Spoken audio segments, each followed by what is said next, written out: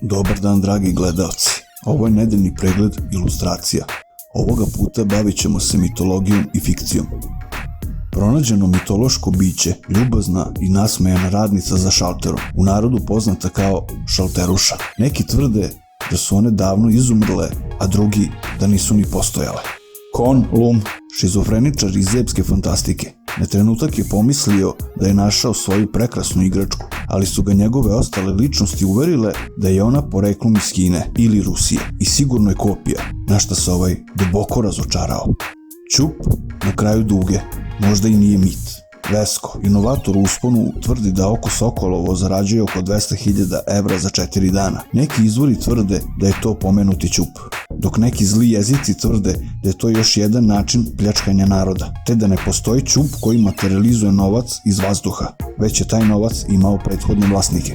Arheolozi pronašli crtež u pećini, koji, kako oni tvrde, predstavlja prvog mitskog letača Ikara i njegovog oca Dedala, koji, sudeći po crtežu, nije bio dovoljno muško da ga zaustavi i spreči njegov previsok let, te je ovaj izgubio krila i na kraju nisko pao.